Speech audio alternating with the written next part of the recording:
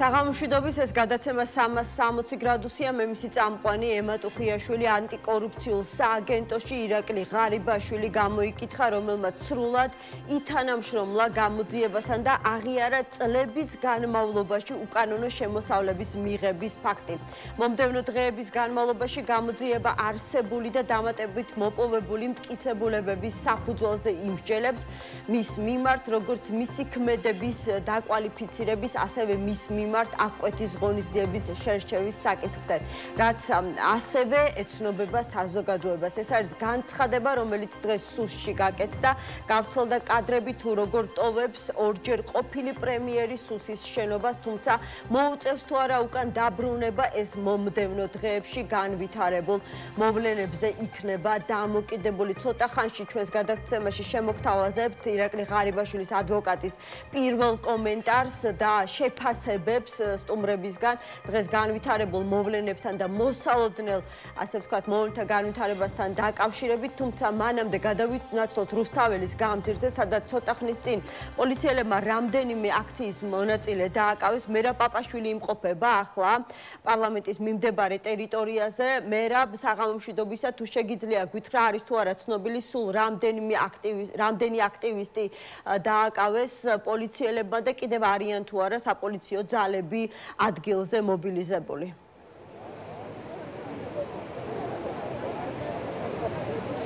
ემა, ამ წუთებში პარლამენტის წინ რუსთაველის გამზირზე რჩება რამდენიმე ათეული პოლიციელი, რაც შეეხება დაკავებულთა რიცხვს. ზუსტი რიცხვი ცხადი ამ ეტაპზე არ ვიცით, თუმცა უხეშად რაც დავითვალეთ, დაახლოებით პოლიციამ 10-მდე პირი დააკავა ის მომიტინგეები, რომლებიც პოლიციის გამოჩენის მომენტში რჩებოდნენ გზის სავალ ნაწილზე. მოდი ვნახოთ რა ხდება ადგილზე. მთელი ეს პერიმეტრი გზის ორივე მხარეს პოლიციამ გააკეთა ერთგვარი კორდონი. ეს იმიტომ, რომ მომიტინგეებმა ვერ შეძლონ გზის სავალ ნაწილზე გადასვლა. მე გეტყვით, როგორ განვითარდა აქ სიტუაცია ბოლო დაახლოებით 9 საათში. ჯერ რამდენიმე მომიტინგემ გადაკეტა გზის სავალი ნაწილი. ამის შემდეგ გამოჩნდა პოლიციის ეკიპაჟი გაფრთხილებით, რომ მათ დაეტოვებინათ გზის ეს ნაწილი, თუმცა უარის მიღების შემდეგ გამოჩნდა რამდენიმე ათეული პოლიციელი, რომლებმაც დაიწყეს მომიტინგეების დაკავება. ჯამში სავარაუდოდ 10-მდე ადამიანის და ამის შემდეგ გააკეთეს აქ ერთგვარი კორდონი პოლიციელებმა, ცოცხალი ჯაჭვი, რომელიც ყოფს გზის სავალ ნაწილსა და დანარჩენ აქციას შორის. მათ შორის აი ამ 10 დაკავებულ შორის ერთ-ერთი არის ქალბატონი, რომელიც წინააღმდეგობის გაწევის მომენტში ავიდა პოლიციის ეკიპაჟის მანქანაზე. პოლიცია ცდილობდა მის ჩამოყვანას. იმ მომენტში პოლიციამ მისი დაკავება ვერ მოახერხა და მას შემდეგ, რაც უკვე დამატებითი ძალების მობილიზება მოხერხდა, უკვე ეს ქალბატონიც დააკავეს. ამ ეტაპზე გზის სავალი ნაწილი გაიხსნა.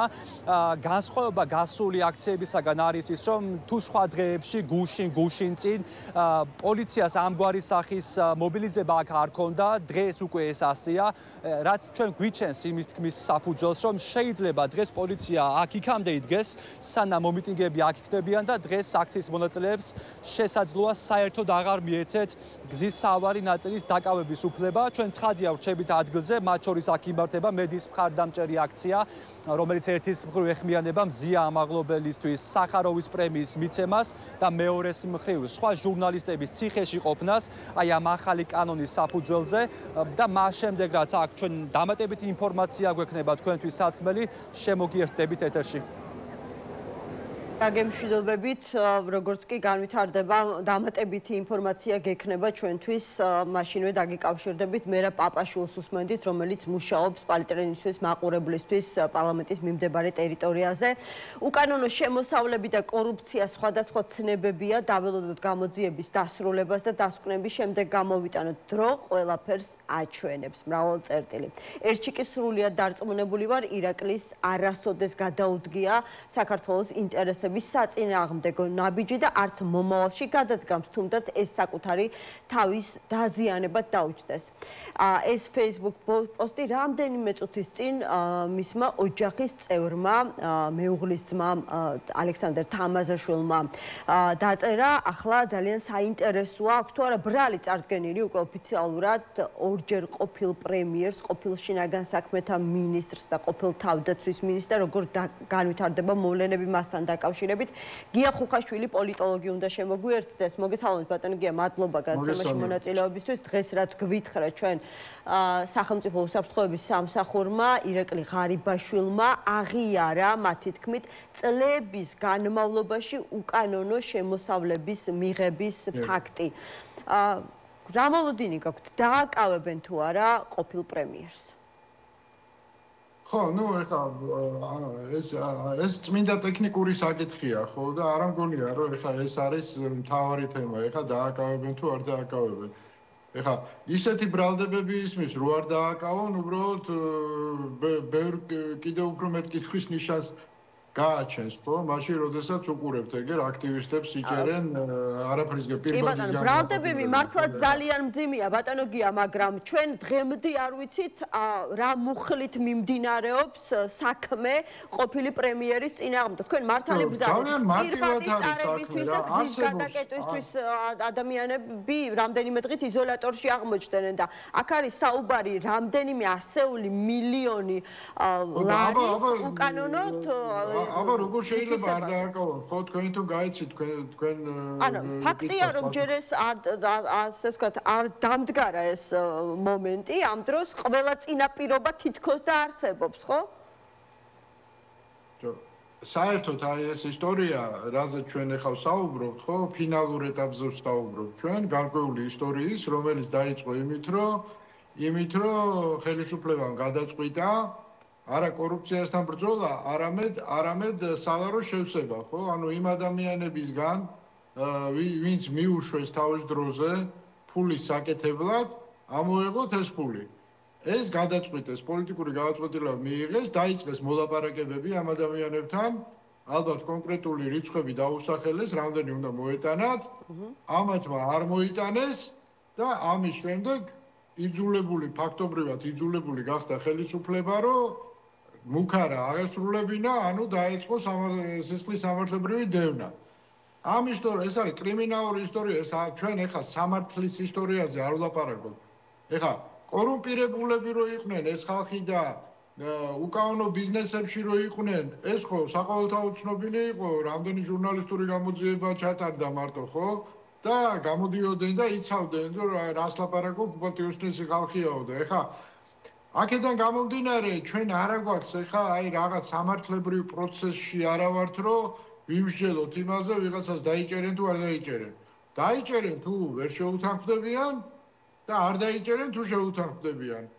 ეს არის კრიმინალური აი ესეთი ქურდული გარჩევის მაგვარი პროცესი, რაც ჩვენ დღეს ბატონო გია, თუმცა ანუ როგორც თქვენ თქვით, ეს ამბავი რა გარკვეულ წრეში, კულუარებში დიდი ხნის განმავლობაში იხარშებოდა და ეს ვერსია მანამდე არაერთხელ მოგვისმენია, რომ რეალურად ეს არ არის რაღაცა ელიტურ კორუფციასთან ბრძოლა, არამედ არის რაღაცა შიდა კლანური დაპირისპირება და ფულის უკან დაბრუნების მცდელობა, მაგრამ დღეს ჩვენ ვნახეთ აღიარება ხომ? ანუ როგორც ახალი რა უნდა გითხრათ, ეგ არის. დანაშაულის აღიარება, რაც არის უდიდესი რეპუტაციული ზიანი, თუ არა დაუშვათ კიდევ ბევრი სხვა გვარსახელის რეპუტაციაზე ვლაპარაკობთ რა. აი რა რეპუტაციაზე ვლაპარაკობთ? ღარიბაშვილის რეპუტაციაზე ვლაპარაკობ ამ შემთხვევაში. რა ის რეპუტაცია ჰქონდა ერთი ღარიბაშვილს, რომ რეპუტაცია შეელახოს რა. ყველა მიცოდა რომ კორუფციაში იყო გარეული, ყველა მიცოდა რომ უკანონო ბიზნესებში იყო ჩართული და მარტო ის ხო არ იყო ჩართული, მთელი სისტემა არის ამაზე დგას, კორუფციაზე და უკანონო შემოსავლებზე დგას ნებისმიერი ავტორიტარული სისტემა. რატომ? იმიტომ რომ ავტორიტარიზმი უკანონო შემოსავლების და კორუფციის გარეშე უბრალოდ ვერ იარსებებს. ეს არის ერთგვარი ურჩხული სისტემა, რომელსაც ჭირდება მუდმივი კვება, სხვანაირად სტაბილურობას ვერ შეინარჩუნებს. აბა როგორ გონიათ ახლა ხელფასის გამო ვინმე გამოვა და იმას რა ქვია რამეს იზამს? მათ ხეირი რო აქვს, იმიტომ არიან ესე აგრესიულები, იმიტომ არიან ესეთი შემართულები იგივე ახალგაზრდების ცემაში და ესენი და ესენი. იმ პოლიციელებს რაღაც დამატებითი პრემიები, შემოსავლები რო არ ქონდეთ, თქვენ რა გონიათ ეს შემართულები არ იქნებოდნენ რატო რისიგულისთვის გაიფუჭებდნენ თავს ხო? რა ფაქტორებმა თქვენი აზრით, აი რა ფაქტორებმა განაპირობა რომ ღარიბაშვილმა აღიარა წლების განმავლობაში უკანონო შემოსავლების მიღების ფაქტი? თავისთავად აღიარების ფაქტი ძალიან სასაცილოა, ხო? ძალიან სასაცილოა, ეხა კორუფციაზე აღიარა რომ კორუმპირებულია ვინმე აღიარა. არ არის ეს კორუფცია, აგერ მისმა ცოლის ძმამ დაწერა უკანონო შემოსავლების ლეგალიზება სხვა არისა და კორუფცია კიდევ სხვა არის. არა, დიდი ბოდიში რა, არ არის სხვადასხვა, იმან რა დაწერა, ეხა ეს ერთი გენიოსი აყავს კიდევ ოჯახში რა. იმან რა დაწერა, რა მნიშვნელობა აქვს.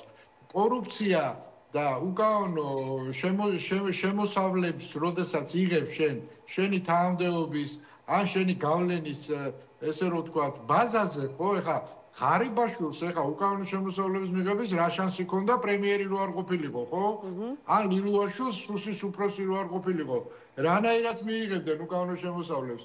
ანუ ეს კორუფცია არ აღიარებენ ამას. კორუფცია, რა თქმა უნდა, ჩინოვნიკი რო ბიზნესების წილში ჩაჯდება, ან კოლცენტრებში რო ესე რომ ვთქვათ, კოლცენტრებს რო დააარსებს და ხელშეუხებელი რო იქნება, კორუფცია არ არის, აბა რა არის, ვერ გავიგე რა. სხვა შორის შეკითხვები დღეს ამასთან დაკავშირებითაც გაჩნდა და რა ვიცი, არსებობს მოლოდინი, რომ იქნებ ესეთ დეტალებამდეც ჩავიდეს მერე უკვე ანტიკორუფციული ბიურო, რა ფულია ეს, ანუ რა შემოსავლების ლეგალიზება ხდებოდა, რა თქმა უნდა ჩავიდეს, მაგრამ კიდევ ერთხელ ვამბობ, ხო? ხო და თქვენი ვერსია როგორია? რა ფულია? ბიზნესებიდან ამოღებული ფულია? ანუ ეგრეთ წოდებული აკატებიდან. კიდევ ერთხელ გეტყვით. ხელისუფლების ამოცანა არც ადრე ყოფილა და არც ეხლა არის კორუფციასთან ბრძოლა და ღარიბაშვილის, ლილუაშვილის თუ სხვების დაჭერა. ეს არ არის ამოცანა. ამოცანაა ფულის ამოღება. ფულის ამოღება რომელიც ვერ მოახერხეს, ვერ გააკეთეს და ამიტომ გასკანდალდა ეს საქმე რა. სხვანაირად ვერ მოახერხეს და დაიწყეს ახლა სამართლებრივი დევნა. აქედან გამომდინარე, ეხა რით დასრულდება ეს ისტორია, იმაზეა დამოკიდებული, რაზე მოილაპარაკებენ. მოლაპარაკებების პროცესი კი უკვე ფინალურ ეტაპზეა, მაგრამ გრძელდება, არ დასრულებულა ჯერ ვაჭრობა რა. ვაჭრობენ, მოთხოვეს ფული, ამათ არ მიიტანეს. და იძულებული გახდა ხელისუფლება რომ აესრულებინა მუქარა, ანუ დაეწყო სამართლებრივი დევნა. სამართალიც ამ შემთხვევაში კორუფციასთან ბრძოლის კი არის გამოყენებულია ისევ ფულის ამოღების იძულებისთვის. მეტი არაფრისთვის. და მერე საქმეებში ჩვენ იმას კი არ ვიხილავთ რეალურად რა არის მოპარული და რა არის გაკეთებული. საქმეებში ვიხილავთ ჩვენ იმას რაც ესე რომ ვთქვათ, რაზეც გაჩერდებიან, რაზეც მოილაპარაკებენ. ანუ ეს არის კრიმინალური პროცესი მიდის, ეხა კრიმინალიზებული პროცესი და არა სამართლებრივი. ეხა მე როგორ გითხრათ, ეხა იქ ჩაცუცქულები რაზე ლაპარაკობენ, რაზე თანხმდებიან, ამის ანალიზი მე როგორ გავაკეთებ? თუმცა მე აბსოლუტურად მესმის ბატონო, ამ შემთხვევაში შეგვიძლია ვიმსჯელოთ მხოლოდ იმ ინფორმაციით, რაც ზედაპირზე ჩანს, მაგრამ ისევ თქვენს ტერმინს გამოვიყენებ, ანუ ეგრეთ წოდებულ ჩაცუცქულ ფორმატს ეს ყველაფერი უკვე გაცდა, ფაქტია. მათ შორის არ გაცდენილა. ანუ რას ნიშნავს მაშინ სუსი ლაპარაკობს ბოლო რამდენიმე განცხადება სწორედ იმიტომ არ მოიტანეს, მაგრამ მოლაპარაკებების პროცესი სახლები გაჩხრიკეს, დიახ. ბიჭო, ეხა მოლაპარაკებების სივრცე ხო არ დახურულა. არსებობს სამართლებრივი პროცესი, საპროცესო შეთანხმება მაგალითად, ხო? კიდე ბევრი ინსტრუმენტი აქვს. არსებობს შედარებით პატარა სასჯელი და არა 20 წლიანი, არამედ 2 წლიანი მოლაპარაკებების სივრცე კიდე არსებობს, კაცო. არ დახურულა, ასე რომ მოლაპარაკებები გრძელდება.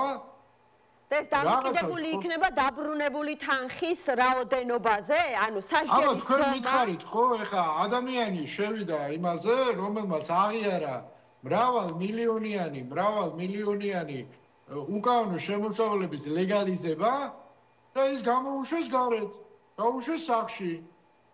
აი თქვენ მითხარით, ეხა ეს რას ნიშნავს? არ გრძელდება მოლაპარაკებები? გრძელდება, რა თქმა უნდა, ეხა გასაგებია რომ თლად სუფთად ვეღარ გამოიყვანენ, მაგრამ პირობითი სასჯელი არსებობს, საპროცესო შეთანხმება არსებობს, ბევრი ფორმა არსებობს, რის ბაზაზეც შეუძლიათ რა, ან ეგ ყაველაშვილი აქ არა ყავს შეაწყალებინებენ რაღაც პერიოდის შემდეგ, თუ მოილაპარაკეს რა თქმა უნდა. ასე რომ ეს ინსტრუმენტები სახელმწიფო სამართლებრივი ინსტრუმენტები ამ შემთხვევაში გამოყენებული იმის კი არა რომ კორუფციას ებრძოლო, გამოყენებულია იმისთვის რომ თავისი კრიმინალური მიზნები აღასრულონ. ანუ კრიმინალური მიზნების აღსრულებას ემსახურება დღეს სამართალი თავისი მართლმსაჯულებით და ყველაფრით. ეხლა სუსი რას გამოაცხადებს? რას ეთქვის იმას გამოაცხადებს, რას გამოაცხადებს ეხლა სუსი რა? სუსი ხო ეგ არის სულ კანონის აღსრულებაზე ზრუნავს. გასაგებია, მაგრამ ანუ როგორ უყურებს ახლა ამას, რა ვიცი, ქართული ოცნების თუნდაც რიგითი ამომრჩეველი, ხო? რა, იმათ გითხეთ, მე რატომ ვიგითხეთ? ხო, არა, მათ გაუჩნდებათ ეს პოლიტიკური თვალსაზრისით ასე იქნება თუ ისე იქნება, მოილაპარაკებენ, ვერ მოილაპარაკებენ და 20 წლით გაუშვებენ ღარიბაშვილს ციხეში, ძალიან დიდი პოლიტიკური ზიანი ქართულმა ოცნებამ თუნდაც ძველი წევრების გამო, მაგრამ მაინც მიიღო. ყველას ახსოვს და სწორედ ეს მესმის აი ბოლო პერიოდში რაც სუსმა ოფიციალურად დაიწყო. წყდება ჩემი ხმა? ბატონო გია, თუ გესმით ახლა ჩემი ხმა? ეხლა მესმის. პასუხისგებლობის ტვირთი ძალიან დიდი ბოდიში, მაგრამ ბიძინა ივანიშვილზეც მოდის, იმიტომ რომ სწორედ მან დააბრუნა ორჯერ ღარიბაშვილი უმაღლეს პოლიტიკურ სახელმწიფო თანამდებობაზე. ანუ ამ კონკრეტულ შემთხვევაში ბიძინა ივანიშვილზეც მოდის, რა თქმა უნდა, ხელისუფლების პასუხისმგებლობის თემაა. უნებრივია ყველას ეთქვე, რა გონიათ ეხლა რომ ქართული ოცნების მომხრეობა არ იცია რომ კორუფციაა სისტემაში? მაგრამ ქართულ ოცნებას ხო ნატურალური მხარდამჭერი, რომელსაც გონია რომ ეს ხელისუფლება ქვეყანას ნათელ მომავალში მიაქანებს, არ აყავს. მას ყავს მედროვეები მარტო რა. მედროვეები, მხარდამჭერები, რომლებსაც უფეგებზე კიდიათ ღარიბაშვილიც ისიც ხო? თავის ბოსტანში ზიან და მზად არიან ყველაფერს თვალი დახუჭონ. ესე იგი, ესეა საჭირო. დღეს ღარიბაშვილს ესე პანიგირიკებს მიუძღვნია, ხვალე მიწაში ჩადებენ. აი ეს ხალხია, თქვენ ვინ გონიათ ეს ქართული მხარდამჭერები, რომ კითხვები გაუჩნდებათ და ხმალაღებული ბრძოლას დაუწყებენ ხელისუფლებას? არა. ეს ხალხი მიგრაციული ელექტორატია, რომელიც ყოველთვის ხელისუფლებასთან არის. მიშას დროსაც ხელისუფლებასთან იყვნენ, ანუ მიშას უწევდნენ პანიგირიკებს, ეხა არიან ბიძინასთან. ხვალე ბიძინას რო ფეხი დაუწდება, ხო, ბიძინას დამარხავენ, იმას ჩადებენ მიწაში და ვინც მოვა, იმას უნგერებენ დიფირამბებს. ამ ხალხზე ვლაპარაკობ და შესაბამისად ამ ხალხის განწყობების იმედად ეს საზოგადოება ვერ იქნება.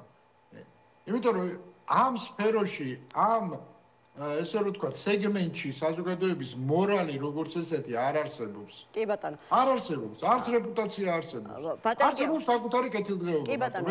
სულ ერთი წუთით მინდა შევწყვეტოთ საუბარი, იმიტომ რომ ექსკლუზიურად პალიტრანიუსმა და ინტერპრესნიუსმა მოიპოვეს ირაკლი ღარიბაშვილის ადვოკატის კომენტარი, ჯერ როგორც მე მაქვს ინფორმაცია და რაც ვადევნებდი თვალს მედიაში არსად არ ყოფილა. მოდი ვნახოთ, რას ამბობს დამატებით მისი უფლებადამცველი და დაუბრუნდეთ შემდეგ ამ თემას. უახლოეს წლებში თვითონ ირაკლი ღარიბაშვილის და მისი ადვოკატების აუცილებლად გავაკეთებთ განცხადებას ამ ფაქტებთან დაკავშირებით. ის ბრიფინგი, რომელიც ახლა გავრცელდა, ეს არის ძალიან ზოგადი, მოითხოვს კონკრეტიზაციას და ეს კონკრეტიზაცია აუცილებლად მოგაწვდით ამ ინფორმაციას უახლოეს დღეებში. შემდგომში რას ველოდებით და რას არა, მისი პიროვნებიდან გამომდინარე, ჩვენ ამასაც არ ველოდებოდით, რაც მოხდა, არათუ მის დაკავებას. გარკვეული სახის არსებობასაც დაკავშირებით. წლების განმავლობაში უკანონო შემოსავლების მიღების ფაქტი დაადასტურაო. აი ამას ამბობს. განმავლობაში ირაკლი ღარიბაშვილი იყო ბიზნესმენი და რა თქმა უნდა, მას ჰქონდა გარკვეული ფინანსები. ირაკლი ღარიბაშვილი მოწმის სახით იყო ახლა დაკითხული, მას ბრალი არ წარდგენია. ანუ ელოდებით ბრალს, ხო? შესაძლებელი არ გამოვდენხავ, რა თქმა უნდა. აუცილებლად ყველა დეტალზე ვისაუბრებთ რამოდენიმე წლის განმავლობაში, ძალიან მალე. თქვენ მოისმინეთ ირაკლი ღარიბაშვილის ადვოკატის ლილი გელაშვილის კომენტარი. რა ვიცი, აი მე რამდენიმე რამ მოვინიშნე თუ ეს რამეს მოგცეს, მოწმის სახით გამოიკითხაო, ამბობს მისი უფლებადამცველი, ბრალის წარდგენა არ მომხდარაო და რაც შეეხება შემოსავლების, ასე ვთქვათ, წყაროს, ადვოკატი ამბობს, რომ წლების განმავლობაში ირაკლი ღარიბაშვილი ბიზნესმენი იყო და შესაბამისად როგორც ჩანს, სწორედ კერძო სექტორს ასახელებენ მისი შემოსავლების წყაროთ. გაძლევთ რაიმე მინიშნებას მოვლენების განვითარების შესაძლებლობას? მე რაც გითხარით ის ხდება რა, ანუ მოლაპარაკებების პროცესი გრძელდება, მეთქი ამას გეუბნებით რა. და საბოლოო ჯამში რა ფორმულირებას დასვავენ დამოკიდებულია იმაზე, თუ რაზე მოილაპარაკებენ. აი მე გეტყვით ეხა აი კორუფციაზე როდესაც საუბრობთ, ეხა ის აი ესეთ რა ქვია კონკრეტულ ინფორმაციას მოგაწვდით რა. როდესაც საუბრობთ, ეს არ არის სიახლე 2013 წელს, როდესაც ჩვენ მოვედით ხელისუფლებაში, იცით მე იქ ვიყავი მაშინ, ხო? დიახ. მე მომდიოდა ბევრი ინფორმაცია, რომ ჩვენთან დაკავშირებული ჯგუფები ეძებდნენ შემოსავლის წყაროებს ბიზნესებთან. წილებში ჩაჯდომის, მოლაპარაკებების და შემდეგ იმას, ხო? ყველა ვიღაცებმა გამოხატეს სურვილი ფულის კეთების. მე მივედი ბიზნესთან, არაერთხელ და ვუთხარი, რომ არის ესეთი ტენდენცია, ცუდი ტენდენცია, მათ შორის ამ ჯგუფზეც, ვიზეც ეხლა ვსაუბრობთ რა. ხო, დიახ. ტენდენცია და კონკრეტულ ფაქტებს ვეუბნებოდი. ვისთან რა მოლაპარაკებები არის დაწყებული? კონკრეტულ გვარსახელებს უსახელებში ჩაჯდომებზეა ლაპარაკი და როგორ და ბიძინა ვიცით რა მეპასუხა? რა გითხრათ? ბიჭო, დაწყნარდიო რა, რატო ნერვიულობო რა? რატო ბიჭო, ოპოზიციაში ვიყავითო, ამდენს არ ნერვიულობ. ინტერეს ჯგუფები იქნებაო, აბა რა გონიაო შენო. ანუ თქვენ ეხლა ნუ წარმოიდგინეთ ისე რომ ეს ვინმე არ იცოდა და ეხლა აღმოაჩინეს რომ თურმე რაღაცა და რაღაც. მეორე კონკრეტულ ფაქტს მოგიყვებით, ხო? აი გახსოვთ თქვენ რომ ჩემზე რო დაიწყო კამპანია კვერცხების ბიზნესი. აი ხა გამახსენდა რომ პიქსელის შენობაში რომ იჯექით და იბარების კვერცხების ბიზნესი და აი ეს მინდოდა და მე თქვა არ და პირიქით თქვენზე ამბობდნენ. აი ეს რა თემა იყო? აი ზუსტად ამ ჯგუფთან დაკავშირებული პირებს ქონდათ რაღაცა კვერცხებთან დაკავშირებით შეექმნათ თვითონ პრობლემა. გარემოს დაცვის თუ ვიღაცასთან. დღესაც არ ვიცი კვერცხების საქართველოში რა. დიახ. შეექმნათ პრობლემა. ხო და ამ პრობლემის გამო ადგენენ და გადაიხადეს ვიღაცების შეცდომა გადაიხადეს რომ ეს მათი სიბინძურე მე დამბრალებ ჩვენკან აი ვიღაცებს შეკვეთა მისცეს მედიაში იმაში ამაში ფული გადაუხადეს კონკრეტულ ადამიანებს და მე ეს გვარები ვიცი ხო გადაუხადეს რომ ვექტორი გამოიშვათ ჩემზე მე გამეცინა იმიტომ რომ კიდევ ერთხელ გეუბნებით კვერცხი საერთოდ რანაირად შემოდის საერთოდ წარმოდგენა არ აქვს ხო თქვენ გბრალდებოდა აი არა ბოლომდე დავამთავრე ეს ფაქტი დავადგინე გავარკვიე ყველა ფიგურანტი ამ ჯგუფთან დაკავშირებული ვისაც ეს პრობლემა რეალურად ჰქონდა კვერცხთან დაკავშირებით ვინც მერე ფული გადაიხადა რომ ეს სიბინძურე პროპაგანდისტულად ჩემზე გადმოემისამართებდა. რატომ არ ასახელებ? 13 წელი გავიდა. მივედი და მოუყევი ბიზნეს. დიახ. და ბიზნესა ვიცით რა გააკეთა? შემარიგა. აი შერიგდითო რა, ეხა არ გვინდაო ისო რა. შერიგდითო და მე იმდენად სულელი ვიყავი მაშინ. პირველი ეტაპი იყო და დავინდე სისტემა მეგონა რომ რაღაც ხარვეზებია მე გამოსწორდება დავინდე და შეურიგდი აი ეს და ბიზნესა ვიცით რა მითხრა ხუმრობით იქვე ეგ რა კაი რამე ვისწავლიო ამის შემდეგ მე რომ რამე პრობლემა შემექმნებაო მე შენკენ გამოიშვერ ხელსო აი ამ ხალხთან გვაქვს საქმე აი ესეთი აზროვნები ესეთი მანკიერი აზროვნების ხალხთან გვაქვს ანუ ეხლა რა გითხარით თქვენ რომ ბიძინა ივანიშვილს იმ თავითვე ახლად მოსულს ხელისუფლებაში პრობლემა არ ქონია კორუფციასთან და ინტერეს ჯგუფებს ეძახდა ამ ადამიანების აბა იქნებიანო აბა რა გონიაო რატო ნერვიულობო იყო ამ ჯგუფში ღარიბაშვილი იყო ამ ჯგუფში ლილუაშვილი ისინიც ხომ თქვენთან ერთად მოვიდნენ ხელისუფლებაში მე არ ვლაპარაკობ გვარებით და სახელებით რატომ იმიტომ რომ გვარებით და სახელებით ლაპარაკს უბრალოდ აზრი არ აქვს აქცენტები იცვლება. ეს ხო სისტემური პრობლემაა. ეს არ არის კონკრეტული ღარიბაშვილის თემა, რა მნიშვნელობა აქვს? ღარიბაშვილი იქნება თუ ქიბროწაშვილი. ან ეხა ღარიბაშვილს თუ დაიჭერენ, თქვენ რა გონიათ, ვინც მის ადგილს დაიკავებს, ის რას იზამს? ეხა მიმდინარეობს მთავარი, აი დიდ სურათში რომ შევხედოთ, კორუფციას და ბრძოლის პროცესი კი არ მიმდინარეობს. მიმდინარეობს ქონების დიდი გადანაწილების პროცესი. აი ის არალეგალურ შემოსავლებს რო იღებდა ღარიბაშვილი სადღაციდან. ხო, დაუშვათ, მაგალითისთვის ვიტყვი, კოლ-ცენტრებიდან იქნებოდა ეს თუ რავი, წილები მოქონდათ რაღაც და ხარკს იხდიდნენ კომპანიები თუ რაც იყო, ხო? ეს ვისაც პატრონობდა, ეხა ამათ გაპრესავენ და სხვა პატრონები, ანუ სხვები ჩანაცვლების პრინციპით მოხდება. ქონების გადანაწილება მოხდება, თორე არც კორუფციას, არც უკანონო შემოსავლას არაფერი არ ეშველება, იმიტომ რომ ამის გარეშე სისტემა ვერ იარსებებს, სისტემა ამით იკვებება, ეს კვებავს. ხო და ეხლა თქვენ რა გინდათ მე დღეს დავამუნათო ისა რა ქვია ღარიბაშვილი, როცა ვიცი რომ მას ჩაანაცვლებს ქიბროწაშვილი, რომელიც შეიძლება მასზე უარესი იყოს კიდე. არა, ჩაანაცვლებს რაშია? ის თანამდებობაზე უკვე ჩაანაცვლა ირაკლი კობახიძე. თანამდებობა რა შუაშია, კაცო? თანამდებობა ინტერეს ჯგუფებზე ლაპარაკობ ჩვენ ეხლა. აი მისი ესე რომ ვთქვათ, ოჯახის წევრი რო ამბობს, კორუფცია სხვა რამეა და არა უკანონო შემოსავლების სხვა რამეა, რანაირად არის სხვა რამე. ხელისუფლების გარეშე უკანონო შემოსავლების მიღება ამ ქვეყანაში არის შეუძლებელი.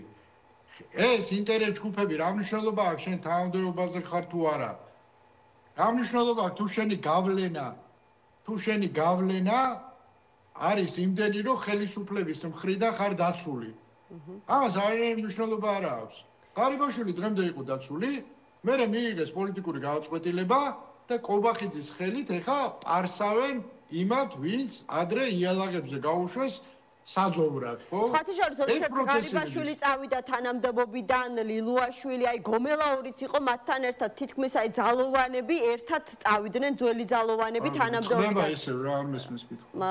დღეს გომელაური საკითხი არცად არ ჩანს, თუ გესმით, ბატონო კი ამასობაში ვეწყი ჩვენს მაყურებელს თქვენ კადრს ხედავდით რუსთაველის გამზირიდან, სადაც ისევ დაძაბულობაა აქციის მონაწილეებსა და საპატრულო პოლიციის წარმომადგენლებს შორის. თუ გვაქვს შესაძლებლობა დაუბრუნდეთ გია ხუხაშვილს სულ 2-ოდე კი ბატონო. ბატონო გია გომელაურთან დაკავშირებით მინდოდა მეკითხა, არსად არ ფიგურირებს მისი გვარსახელი. ფიქრობთ რომ გამოძრა ამ სიტუაციიდან? ანუ შეიძლება ბიჭო, მე გეუბნებით მოლაპარაკებების პროცესი მიმდინარეობს ყველასთან.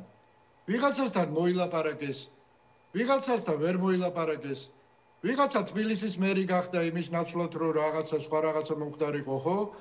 ასე რომ ეს ინდივიდუალური თემაა რა, ინდივიდუალურად შეიძლება გომელაურთან რაღაცაზე უკვე მოილაპარაკეს. ამასთან ვერ მოილაპარაკეს, ამიტომ ესე დაიწყეს.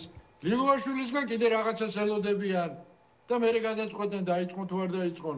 ანუ ვიღაცა თვითკვლელობაც ხადა, ხო, იმან რიჟვაძემ. და კიდე ბევრი ისტორიას ვიხილავ. ეს არის კრიმინალური ჩაცუცქული ფულის ამოღების და ბიზნესების გადანაწილების პროცესში ვართ ეხლა ჩვენ, ხო? ჩვენ რასაც ღიად ვხედავთ, ეს არის ამ ისტორიის 10%. 90% იქ ხდება რა. რაც შეეხება ფარცხალაძის საკითხს და რადგან თქვენ ამბობთ რომ ეს არის რეალურად კრიმინალური გადანაწილების პროცესი, ხომ? ანუ ბიზნესზე რაღაცა ბიზნეს გადანაწილების უფრო სწორედ პროცესი. რაც შეეხება ფარცხალაძის საკითხს, სხვათა შორის მისი გვარსახელი გარდა ამ кейსისა, ვგულისხმობ დიდი რაოდენობით რაღაცა შემოსავლების ლეგალიზებას და სამთავრობო ჯგუფს კრიმინალურ кейსშიც გვხვდება ჯანგველაძის მკვლელობის ამბავი მინდა ამ შემთხვევაში გავიხსენო. ხომ არ შეიძლება რაღაცა ეს აი ამ სამთავრობო თემას საინტერესო კითხვაა, სხვა შორის იმაზე საინტერესო, ვიდრე ესე რომ ვთქვათ, ბევრ შეიძლება ეგონოს რა. რატო? იმიტომ რომ მე საერთოდ გონია რომ ამ პროცესის კატალიზატორი, ამ ქონების გადანაწილების კატალიზატორი გახდა ჯანგველაძის кейსი. ანუ აქ უკვე შემოვიდა ტრანსნაციონალური დაჯგუფებების, კრიმინალური დაჯგუფებების პირდაპირ თქვათ, დაპირისპირების და კრიმინალური დაჯგუფებები არიან ზუსტად ამ უკანონო ბიზნესებში და იმაში და ამაში ისინი არიან ჩართულები, ხო? რუხი ბიზნესი ესე კეთდება, კრიმინალის გარეშე ვერ კეთდება. და ამ ჯანგველაძის მკვლელობის თემამ დიდი აფეთქების როლი ითამაშა რა. დიდი კრიმინალური დაპირისპირება დაიწყო ტრანსნაციონალური და მე ვფიქრობ, რომ ეს ყველაფერი არის ერთ-ერთი ყველაზე მნიშვნელოვანი 엘ემენტი ამ დიდი გადანაწილების და აი ყველაფრის რასაც უყურებთ, ხო? ანუ ის რაც ახლა ღარიბაშვილთან საბოლოო ჯამში შეიძლება აღმოჩნდეს აი სკანდალური რამეს ამბობთ ახლა თქვენ? ძელვადიაში ბიძინასთვის იქნება კატასტროფული, პირადად ბიძინასთვის. იმიტომ რომ ვიღაცა უკვე მის წინააღმდეგ თამაშობს გრძელ თამაში.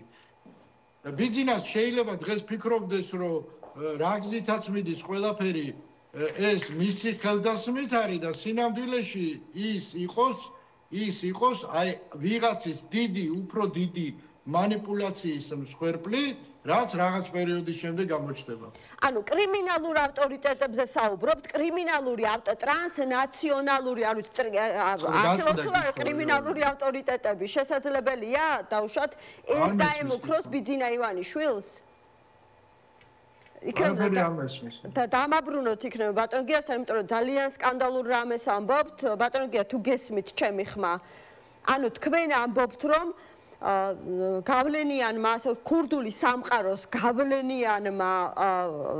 გავლენიანი ტიპების, რა ვიცი, დაპირისპირებამ მოიტანა ის რაც ხდება ღარიბაშვილთან და ლილუაშვილთან დაკავშირებით და შესაძლებელია თუ სწორად გავიგე, მე კითხვა ვერ გავიგონე, სიმართლე გითხრათ, მაგრამ რაღაც ნაწყვეტებიდან თუ სწორი დასკვნა გავაკეთე, რა თქმა უნდა, ეხლა ხო ცხადია, რომ ჯანგველაძის თემამ გამოიწვია კრიმინალურ სამყაროში დიდი დაპირისპირება, ხო? დიდი დაპირისპირება. და ეს გახდა სამწუხაროდ ჩვენთან აი ამ პროცესის შემადგენელი ნაწილი. ეხლა რამდენი პროცენტი გადამწყვეტი, არ გადამწყვეტი, მე ამაზე თავს შევიკავებ, ამაზე დაბეჭდებით ვერაფერს ვერ გეტყვით, მაგრამ ფაქტია, რომ ამ კრიმინალური დაპირისპირების როლი და ესე რომ ვთქვათ, ადგილი აი ამ ყველაფერში, ხო? აი ამ ქონების დიდ გადანაწილებაში და რაღაცეებში და უკანონო შემოსავლებში და ამ შემდეგ არის საკმაოდ მნიშვნელოვანი. ძალიან დიდი მადლობა გია ხუხაშვილს, ძალიან საინტერესო, ასე ვთქვათ, მსჯელობა მოვისმინეთ ამ თემასთან დაკავშირებით.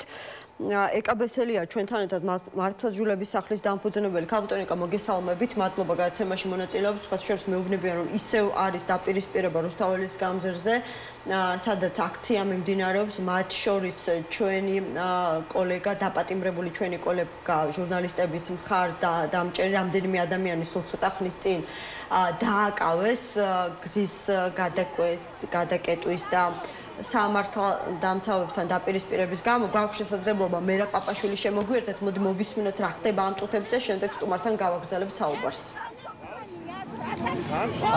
ამ წუთებში რუსთაველის წინ საკმაოდ რთული ვითარება კვლავ მომიტინგეების ნაწილი ცდილობს გადასვლას გზის სავალ ნაწილზე, თუმცა აი პოლიციის აი ეს ცოცხალი ჯაჭვი აჩერებს მათ და არ აძლევს ამის უფლებას. აქ რამდენიმე მომიტინგე მიმართავს ემოციური სიტყვით პოლიციას, სთხოვენ ახსნა განმარტებას, რატომ არ შეუძლიათ მათ გზის სავალ ნაწილზე გადასვლა. აქ გამოიძახეს სასწრაფო დახმარების ბრიგადა, ერთი მოქალაქე გახდა შეუძლოდ. და ახლა მედიკოსები ცდილობენ მის დახმარებას.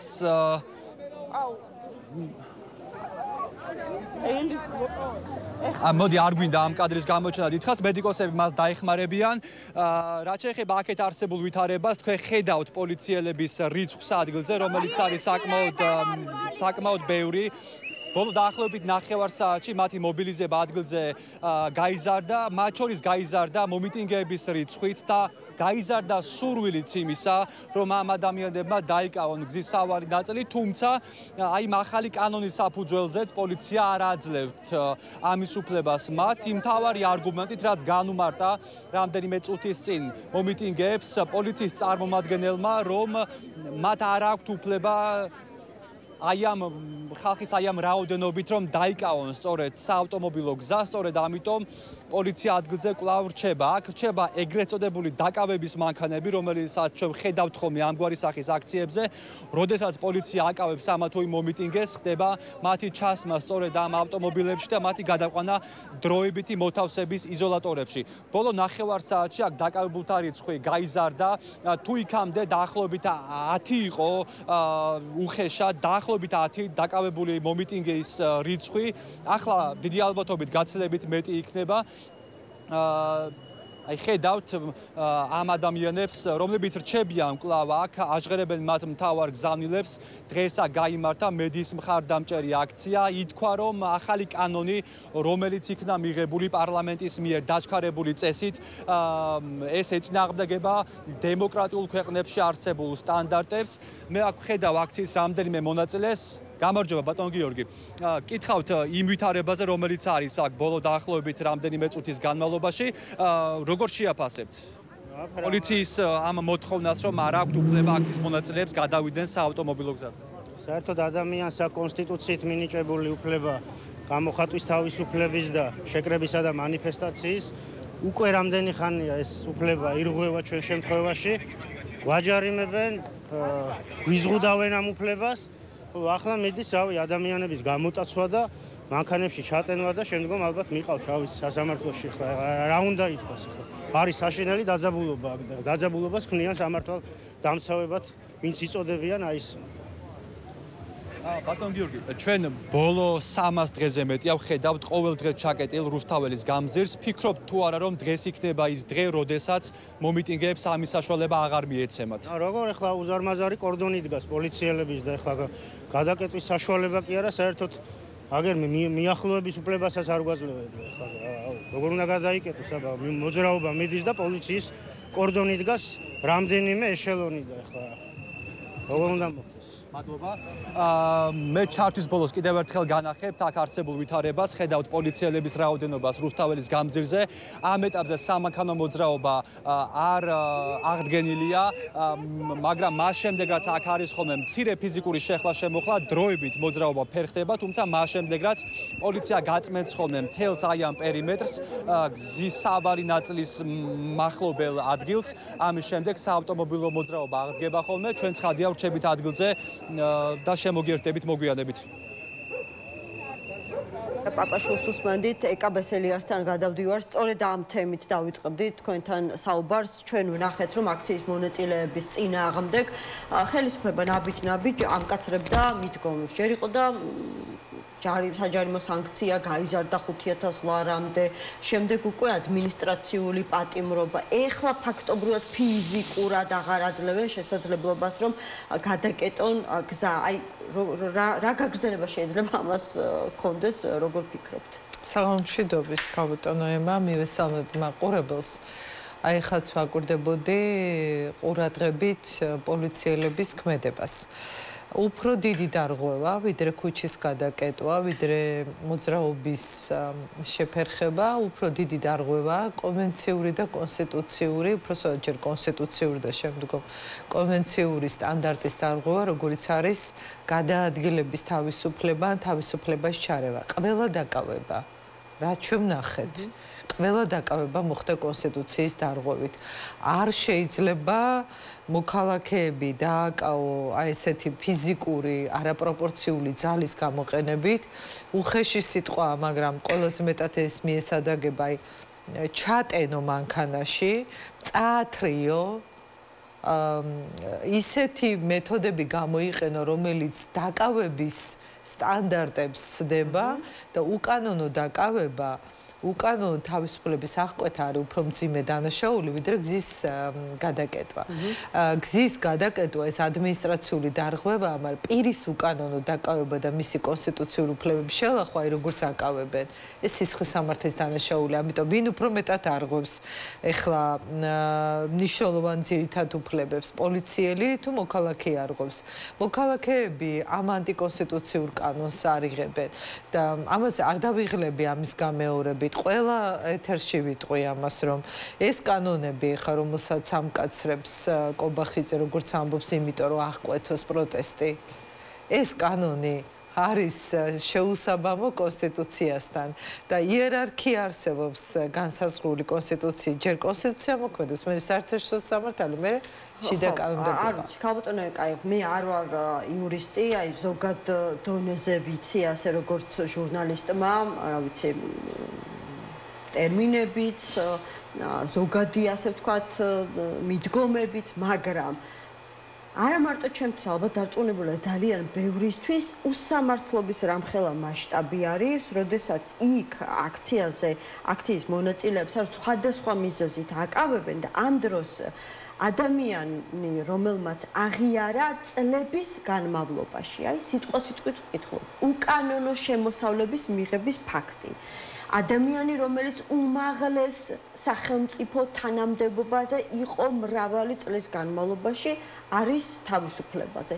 და მისი ადვოკატი ამბობს, რომ დაკავებას კი არა, იმასაც არ ველოდებოდით, რაც დღეს მოდულის შენობაში მოხდა ირაკლი ღარიბაშვილის თავსო.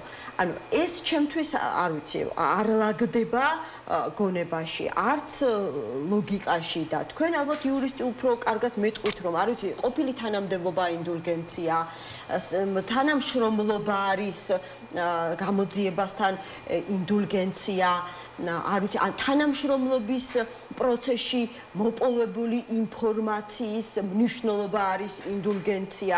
როგორ მოხდა ისე, რომ ადამიანმა აღიარა წლების განმავლობაში უკანონო შემოსავლებს ვათეთრებდიო და ჯერ არ ვიცით, არც ის ბრალი აქვს თუ არა წარდგენილი. არა აქვს, ადვოკატი ამბობს სხვათა შორის, ბრალი არა აქვს წარდგენილი და აი რასთან გვაქვს საქმე მართლა მითხარით, იმიტომ რომ შერჩევით მართლმსაჯულებასთან. რაც თქვენ ახლა კითხვაში ჩამოაყალიბეთ, ეს აჩვენებს, რომ ქვეყანაში არ არის კანონის წინაშე თანასწორობა, არ არის სამართლის უზენაესობა და არ არის დამოუკიდებელი სასამართლო, იმიტომ რომ თუ საუბრობთ აი იმ შემთხვევებზე, როდესაც მაღალი პოლიტიკური თანამდებობის პირები თუ მით უფრო აღიარებენ ბრალს და მათ მიმართ კანონი იჩენს უფრო მეტ ლოიალობას, ვიდრე რიგითი მოქალაქის მიმართ და ამის უამრავი მაგალითი ვნახეთ. ეს იმას ადასტურებს, რაზეც სულ საუბრობთ, თუ ჩვენ არ გვაქვს მართლმსაჯულება ქვეყანაში და ამიტომაც არის, რომ ვერ ვხედავთ მოძალადეებს, მწამებლებს, დაკავებულებს შორის. ხედავთ, აი ეხა შეიძლება ელენე ხოშტარია ციხეში იყოს, იმიტომ რომ ბანერზე წარწერა გააკეთა და როცა ვლაპარაკობთ რამდენიმე მილიონიან კორუფციულ სქემებზე, ხედავდეთ ადამიანებს, რომელთაც აი პროცედურები არ გულისხმობენ, ეხა პერსონალურად ღარიბაშვილს ზოგადად, არა მხოლოდ, ხო? ვის გულისხმობთ მაშინ? ბევრს, ვისთანაც არის ეს რამდენიმე მილიონი ამოღებული, ხო? თუმცა ისინი მე მგონი დაკავებულები არიან, ხო? ყველა, მხოლოდ ფარცხალძესთან დაკავშირებული ადამიანი, ლილოშთან დაკავშირებული ადამიანი კობა ხუნდაძე, მისი სახლის ჩხერეკისას ამოღებულია მთლიანობაში $1,300,000 მეტი ის როგორც ვიცი დაკავებულია თვალწე მე მგონი ჩოხელის დაკავებული უნდა იყოს იმიტომ რომ მასთან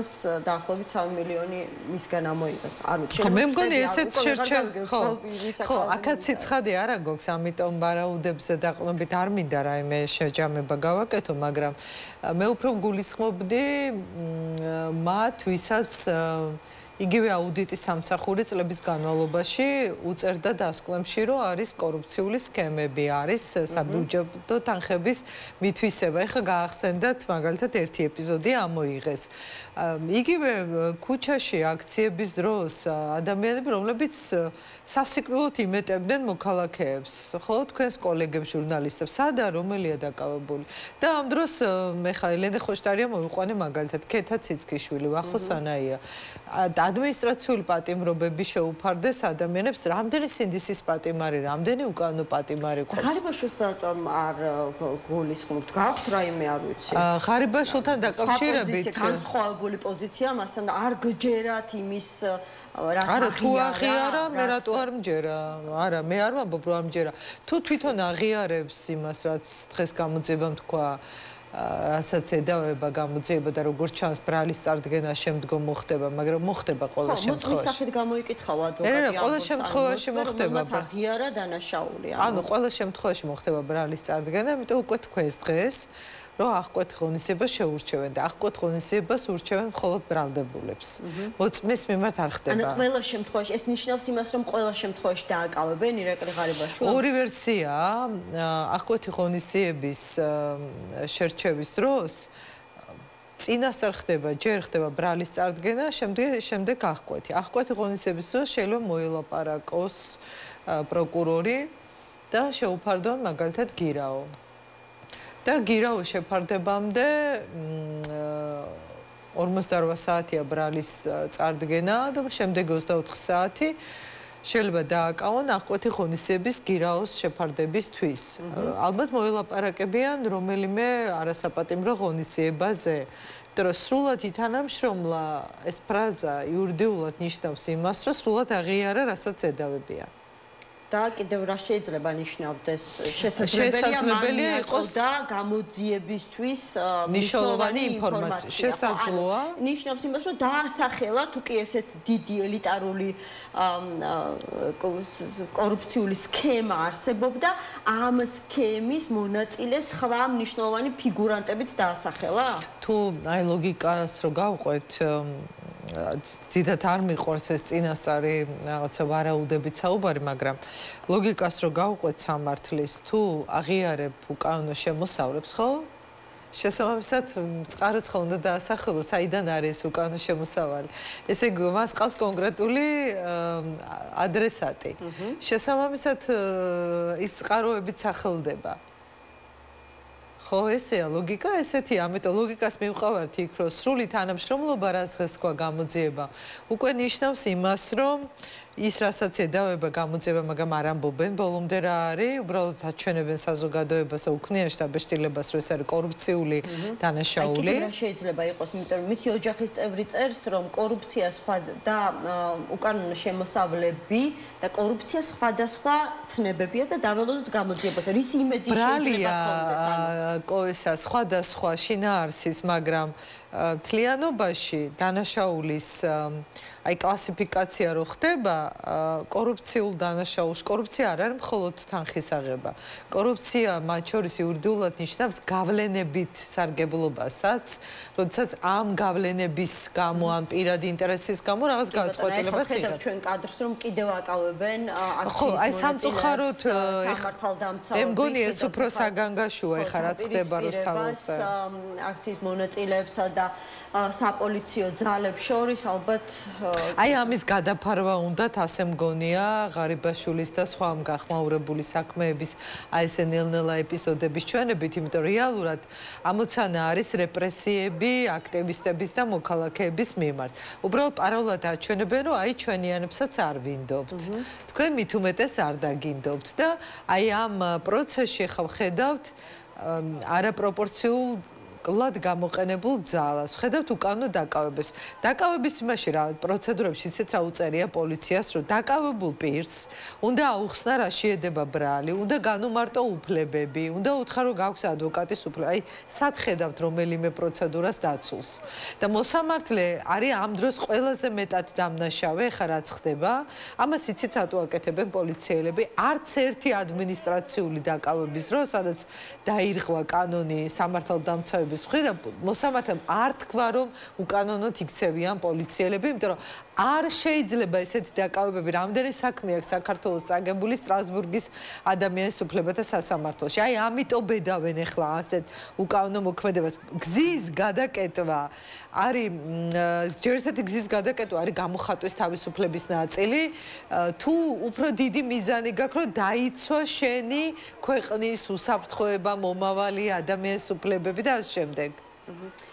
ხო, არ ვიცი. მე კი არ ვამბობ, რომ კარგია, მაგრამ უკიდურეს პროტესტის ფორმას იყენებენ ადამიანები, რომ ყურადღება მიიქციონ იმ ხელისუფლება წოდებული ჯგუფის, რომელსაც ვალდებულება აქვს, რომ ქვეყნის მომავალზე იზრუნოს და ვერ იპყრობენ სხვაგვარად ყურადღებას, რატოა რუსთაველის პროტესტი ამდენი თვეა უკვე ყოველდღიურ რეჟიმში და ჩვენ ვხედავთ ყოველდღიურ რეჟიმში ეხა პოლიციელების უკანონო მოქმედებას. აი ეს უფრო დიდი დანაშაულია, რასაც ჩვენ ეხა ვადევნებთ თვალს. იმაზე უფრო დიდი დანაშაული, ვიდრე, რა ვიცი, ხალხის ფულის მოპარვა, არა, ეს სხვა ტიპის დანაშაულია. ეს სხვა ტიპის დანაშაულია. კორუფციულ სქემაზე, რომელშიც მონაწილეობდნენ უმაღლესი პოლიტიკური თანამდებობის პირები, მაშინ გამოდის, რომ ხდებოდა ხალხის, ანუ საქართველოს მოსახლეობის ფულის მითვისება, ხო? არ ვიცი, ჯერ საბიუჯეტო თანხების მითვისებაზე ლაპარაკობენ თუ მიიღებულ უკანონო სარგებელზე. რაზეა საუბარი, ჯერ ჩვენ არ ვიცით, ეს ცხადად უნდა თქვას გამოძიებამ. საუბრობენ იმაზე, რომ ბიუჯეტით მიიღო ეს სარგებელი, თუ არა საბიუჯეტო სახსრებით. ნებისმიერ შემთხვევაში არის კორუფციული დანაშაულის ერთ-ერთი ფორმა. დამაზიანებელი, ხო? ქვეყნისთვის და შესაძლებელია პირდაპირ ბიუჯეტიდან არ მოიპაროს და მაგრამ ჩვენ ლაპარაკობთ. ჩვენ ლაპარაკობთ ბიძინა ივანიშვილმა ორჯერ დანიშნა პრემიერ-მინისტრად. ამიტომ თვითონ ვერ ზავს პასუხისმგებლობას ამაში. ხო და მოდი ცოტა უფრო თავიდან დავიწყოთ. სხვა შორის გია ხუხაშვილმა გაიხსენა კონკრეტული кейსები, როდესაც მივიდა და ბიძინა ივანიშვილს ესაუბრა იმის შესახებ, რომ გარკვეულ ჯგუფებს ქართულ ოცნებაში 2013 წელზე არის საუბარი, ხელისუფლებაში მოსულ პირებს სურდათ, რომ ბიზნესზე კონტროლი მოეპოვებინათ და მაშინ ივანიშვილმა უთხრა, რომ ესე ჩვეულებრივი ამბავიაო, ხო, ინტერეს ჯგუფები რომ გამოჩნდნენო, ანუ თქვენ როგორც მასთან დაახლოებულ პირს, ჯერ კიდევ მანამ სანამ ხელისუფლებაში მოვიდეთ, თქვენ მისი ადვოკატი იყავით, ხო? დიახ, მისი პირადი ადვოკატი ვიყავ. და ყველა საჯარო ინტერვიუში ივანიშვილი ხაზგასმით აღნიშნავდა, რომ ის ვერ იტანს კორუფციას. ასე ამბობდა, მაგრამ შემდეგ ნება დართო. ხო და რა მოხდა შეგიძლია გითხრათ, ანუ ასე ამბობდა მხოლოდ საჯაროდ, ეს იყო მისი საჩვენებელი, საიმიჯო განცხადება, რომ კორუფციას ვერ იტანდა და შიგნით პირად საუბრებში ამ ყველაფერს ინტერეს ჯგუფების, ასე ვთქვათ, გადანაწილებას უწოდებდა? ხო, პირველ წლებში დიახ, თქვენ სწორად ამბობთ, რომ მეც ამას ვისმენდი მისგან, როგორც ალბათ სხვები, რომ ამბობდა, რომ არ უნდა დაუშვათ კორუფცია და ვინც სახელმწიფო სამსახურშია, უნდა იყოს სახელმწიფო სამსახურში. მაგრამ მოგვიანებით, ოდესაც ეხა ეს 2013 წელს ვერ გეტყვით, ნამდვილად არ ვიცი, მაგრამ მოგვიანებით, ოდესაც მე მახსოვს პირველად კორუფციულ სქემებზე ვილაპარაკე, ოდესაც ფოთის დეპუტატი ვიყავი და მაშინ დავინახე როგორ ლაგდებოდა დეტალებში არ ვიცოდი, მაგრამ ხედავდი კორუფციის ნიშნებს, რაზედაც მქონდა მაშინ საუბარი შიგნით. მე ჩავთვალე, რომ ეს უნდა მეთქვა და ველოდი რეაგირებას. ვნახე, რომ რეაგირება არ იყო. სხვა შორის ოფიციალურად წერილებიც კი გავაგზავნე მაშინ, რომ ყურადღება მიექციათ ამ ფაქტისთვის და მეტი გაეგოთ მათ, ვიდრე შეიძლება როგორც ივანიშვილს, მაშინ მახსოვს მე პრემიერი იყო პირველად ღარიბაშვილსაც. ვერ ვნახე მაშინ რეაქცია, მოგვიანებით მახსოვს ბიძინა ივანიშვილსაც ვესაუბრე ამაზე, ეს იყო უკვე მოგვიანებით, როდესაც 2016 პარლამენტში შემოვიდა ახალი ჯგუფი, ეს იყო კობახიძის დაჯგუფებას ეძახდნენ, ზარდიაშვილი, მათიკაშვილი და ამ შემდეგ. მაშინაც ვესაუბრე, იმიტომ რომ ხედავდი ამ ჯგუფის მხრიდან კორუფციულ ინტერესებს და მაშინაც ქონდა საუბარი არა ცალკე პრივატულად სხვათა შორის გარკვეული ჯგუფიც ესწრებოდა ამას. და მათთან ერთად უთხარი, რომ მოეკითხა, გაერკვია ამ ხალხს აშკარად ემჩნეოდა, რომ ქონდათ პირადი და კორუფციული ინტერესები პარლამენტში შემოსულ ამ ჯგუფს. მე ვერ დავინახე ეს ინტერესი, რომ ვინმე დაინტერესდა ამით. და მე უკვე მოგვიანებით იყო ძალიან მალე მოყვა, პროსტორად უკვე დაწყებული იყო სასამართლოსთან დაკავშირებული კონფლიქტი. ან თქვენ არ გჯერათ იმ ვერსიის, რომ ეს არის კორუფციასთან ბრძოლა, არ მჯერა. ერთი დაჯგუფების მეორესთან ბრძოლა. ეს არის რაღაცა მართლა როგორც ამბობენ მოპარული ფულის კორუფციასთან ბრძოლა რო იყოს ქალბატონო ემა, მაშინ ბევრად უფრო ფართო იქნებოდა ამ პირთა წრე. როგორც სხვა პირები ხა მათ შორის ვინც თანამდებობებზე არიან, ისინი არ არიან ჩართული კორუფციაში. ამაზე ნახეთ ამბობენ ქართული ოცნების წევრებს, სადაც მოიხელთებენ ჩემი კოლეგა ჟურნალისტები ხომ ეკითხებიან და ისინი ამბობენ, რომ გამოძიებასაც აქვს თავისი დრო, ვადები და პროცედურები და შეიძლება განვითარდეს მოვლენები. ხო ხედავთ, რომ თავდაცყოფილი ministri არის საპატიმროში, ეკონომიკის ministris მოადგილე არის 13 წლის შემდეგ. ჯობს ეხა მოვიდა რამდენი წელი არის უკვე რაც კობახიძე არის პრემიერი? მეტი კი ბატონო. ხო, დამაჯერებელი არ არის და რატომ კორუფციასთან ბრძოლა რო იყოს, ამ მასშტაბის კორუფცია, რომელიც ყველა უწყებაშია უკვე, არ იქნებოდა, იმიტომ რომ გაცილებით ფართო იქნებოდა ბრძოლა იმ კორუფციის ეგიდით და ბევრი ადამიანი გამოჩნდებოდა ამ კორუფციაში ჩაფლული. მე უფრო მგონია, რომ ეს არის მართვის ერთ-ერთი მეთოდი, რომლითაც ზემოქმედება ხდება ადამიანებზე და ზეწოლა ხდება. პარლამენტში მყოფი ძალიან ბევრი ადამიანია, მათ შორის კორუფციაში ჩაფლული. და ეს არის მეთოდი გარდა იმისა, რომ ადამიანებს ზოგჯერ სხვადასხვა შანტაჟის და სხვადასხვა ზეწოლის მეთოდებით ალბათ აჩუმებენ, მათ შორის კორუფციაში ჩაფლვა და მონაწილეობა არის მეთოდი, რომლითაც იმართება დღეს სისტემა. მე არ მჯერა, რომ ბიძინა ივანიშვილს ეს ინფორმაცია არა აქვს, აი მაგალითად რას აკეთებდა იჩგუფი მათიკაშვილი, ზარდიაშვილი, რა ვიცი, აი ეს უწყებების შეეხა რომ გადანაწილებული არის ინფრასტრუქტურის სამინისტრო ან ქალაქის მერია. არ მჯერა რომ ეს ინფორმაცია არ ქონდა. შავი ყულავის თუ რა ქვია ამას. მით უმეტეს შავი სალარო. შავი სალაროს არსებობის რომ ეს არიცია რომ შავი სალარო და ეს შემოწირულობები, რომელიც შეიძლება საერთოდ ნახევარზე მეტი არ აღერაცხებენ შინაპატიმრობას, არ ვიცი, ელექტრონულ სამაჯურს თუ ციხეში გაუშვებენ, ღარიბაშვილს დამოკიდებულია იმაზე მართლაც შეთანხმდებიან თუ არა გარკვეული თანხის დაბრუნებაზე, ანუ აი აქამდე შეიძლება დავიდეს მთელი ეს მასშტაბური სკანდალი? მე არაფერს აღარ გამოვრიცხავ, იმდენად დაბალ ნიშნულზეა დასული მართვა დღეს სახელმწიფოში და იმდენად მოშლილია ყველა სისტემა, არც ერთი მაკონტროლებელი ორგანო აღარ დარჩა და ეს არის ძალიან ხისტი და წვრილი ვერტიკალი, როგორც ახლა იმართება ჩვენი სახელმწიფო, რომ არაფერს არ გამოვრიცხავ, რომ ყველაზე მდაბიო ვაჭრობაც კი წარმოვიდგინოთ, როგორ შეიძლება რომ თანხმდებოდეს რა გაგრძელება ექნება ამ სკანდალურ საქმეს. მე არ მჯერა, რომ ეს არის კორუფციასთან ბრძოლა. ეს არის შიდა ბრძოლა. კი ბატონო. პოლიტიკურ პროცესებზეც მინდა აუცილებლად ვკითხოთ.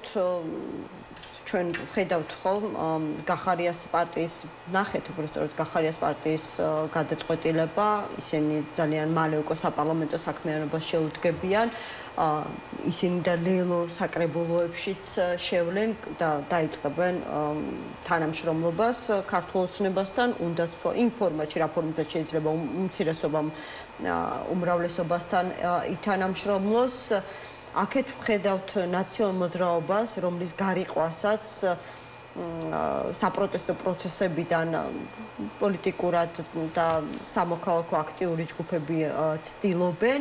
აი რა პერსპექტივას ხედავთ პოლიტიკური პროცესის როგორც რეფრეშის, ახლა ამას ეძახიან ხოლმე თუ გადატვირთვის, აი როგორ შეიძლება რა განვითარება შეიძლება კონდეს ამ ყველაფერს, იმიტომ რომ ის რაც ახლა აცოცხლებს პოლიტიკურ პროცესს არის, აი ის რაც ხდება ამ წუთებში რუსთაველის. იმიტომ ვიწვიან რუსთაველს ესეთი რეპრესიები. მე არსად არაფერი. ხო. დიახ, იმიტომ რომ ის რაც ახლა პარლამენტში შესვლით ჩვენ ამ პარტიამ, ეს მე მგონი არის ბრძოლაში შესული ადამიანების ღალატი. ამას არაფერი გამართლება არ აქვს. ეხლა შეხვიდე პარლამენტში აი ამ პოლიტიკური კრიზისის და საერთაშორისო იზოლაციის პირობებში ამას გახარია მოღალატა რეალურად საპროტესტო იდეას და იმ ადამიანებს ვინც ამდენი ხანია ქუჩაში დგას. დიახ, ნებისმიერ მათგანს რო კითხოთ როგორ აღიქვამენ ამ ნაბიჯს პოლიტიკურ ღალატად აღიქვამენ ალბათ ამ გადაწყვეტილებას ეხლა რა დროს პარლამენტში შესვლა. ყველაფერს აქვს თავისი დრო, თავისი მომენტი. ეხლა რა დროს ეს გადაწყვეტილება იყო? ამას მათ შორის ჩემნაირი ადამიანის ვერ გაამართლებს. მე ვამბობ ჩემი ტიპის ადამიანს, რომელმაც იცის პარლამენტის ფასიც და პარლამენტის მუშაობის ყველაზე მნიშვნელოვანი ნიუანსები. მაგრამ არის მომენტი, როდესაც ასეთი ნაბიჯის გადადგმა ბრძოლის დროს მიუღებლად მიიჩნევა და ეს მომენტი იყო ეხლა. რა შეეხება რა პერსპექტივა შეიძლება გქონდეს ხო თქვენი კითხვის მეორე ნაწილი.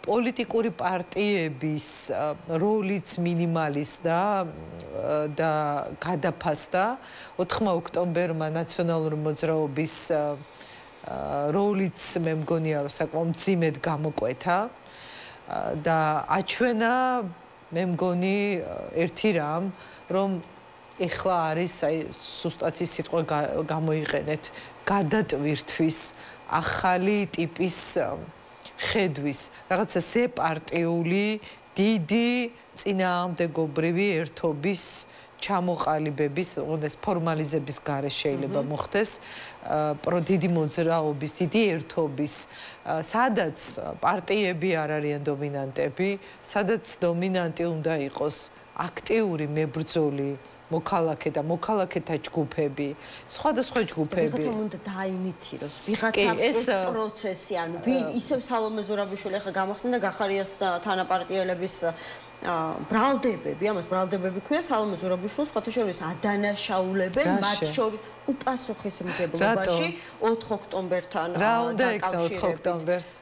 არ უნდა გაეკეთებინა ამ ტიპის მოწოდება. 4 ოქტომბერს რა მოწოდებას გააკეთა სალომე ზურაბიშვილმა ეს ვერ გაიგო ეხა გიორგი გახარიას პარტიამ ეს მათი პრობლემა გაემიჯნა წინასწარ და დაანონსებულ ყალბ რაღაცა დამხობის გაუგებარ იდეას საერთოდ არ ვიცი არ მესმის მაშინაც თქვი სხვა შორის მე არ ვიცი მიაქციეთ თუ არა ყურადღება რატო იყო ეს სიტყვა დამხობა საერთოდ მშვიდობიანი დამხობა გამოყენებული როცა შეიძლება სხვა სინონიმით ილაპარაკო იმიტომ რომ სისხლის სამართლის კოდექსში ეს სიტყვა ერთ-ერთი ფორმულირებისთვის არის გამოყენებული და არ მომწონდა სამართლებრივად რატომ მომზადებლობით მოვიდეთ თუ განგები იყო სხვა შორის ეს ღარიბაშვილის არ ვიცი გაქრა ეს ბრალდებები 4 ოქტომბერთან დაკავშირებით რომ გვახსოვს ჩვენ პოლიტიკური განცხადებების დონეზე პირდაპირ ხელს ადებდნენ რომ ქართული ოცნების ყოფილი თანამდებობები გამოჩნდეს მოგვიანებით შეიძლება გამოჩნდეს იმიტომ რომ პირდაპირ კობახიძე რაღაც პარალელს ავლებდა მათთან დაკავშირებით 4 ოქტომბრის მოვლენებთან და